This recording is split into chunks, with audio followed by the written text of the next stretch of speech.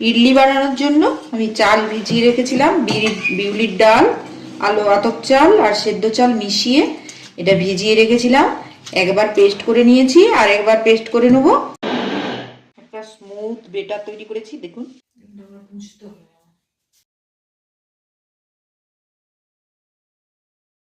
বেটারটা রোদ থেকে তুলে নিয়ে চলে এসেছি। দেখুন, আধ পাতিলা ছিল, এক পাতিলা হয়ে গেছে। রোদে ঢাকা দিয়ে রেখাতে এতটা বেড়ে গেছে। এই বেটারটাতে পরিমাণ মতো নুন দিয়ে দিচ্ছি, 1 চামচের কম একটু বেকিং পাউডার দিয়ে দিচ্ছি, নাড়িয়ে নিচ্ছি। এদিকে জল বসিয়ে দিয়েছি ইডলির জন্য।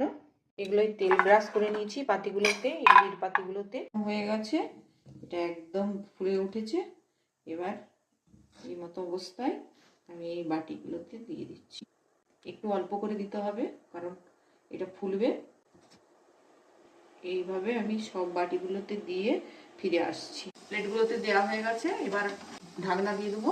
এবার ঢাকনা দিয়ে 15 মিনিটের মতো রেখে দেবো, ফুল আছে, তারপর ফিরে আসছি। 15 মিনিট হয়ে গেছে, এবার একটা ঢাকনা খুলে দেখছি তৈরি হয়ে গেছে। আমি 5 মিনিট আগে দেখে নিয়েছি টুথপিক নিয়ে, একদম কাঁচা নেই। এবার গ্যাসটা বন্ধ করে দিচ্ছি। এভাবে হালকা করে চামচে করে তুলে নিলাম। কত স্পঞ্জি হয়েছে। এভাবে বানিয়ে ফিরে আসছি। ইডলির চাটনিটার জন্য ছোলার ডাল এইটা ভেজে নিচ্ছি, আর এই বাদাম ভেজে নিচ্ছি। বাদাম আর ছোলার ডালটা ভেজে নিয়েছি, এবার গুঁড়িয়ে নেব।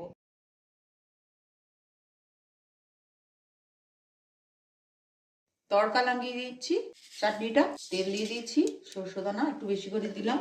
কারি পাতা দিলে ভালো হতো, কিন্তু কারি পাতা আমার রাত্রেবেলা তোলা নেই গাছ থেকে, ওই জন্য দিলাম না। একটা শুকনো লঙ্কা দিয়ে দিচ্ছি।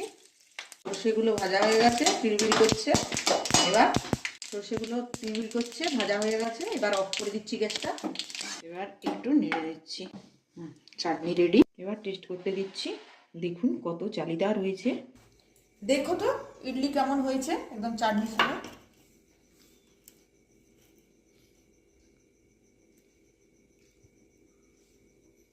এত স্পঞ্জ হয়েছে ইডলি, এত জালিদার ইডলি, দারুণ। দোকানের থেকেও সুন্দর হয়েছে, খুব সুন্দর।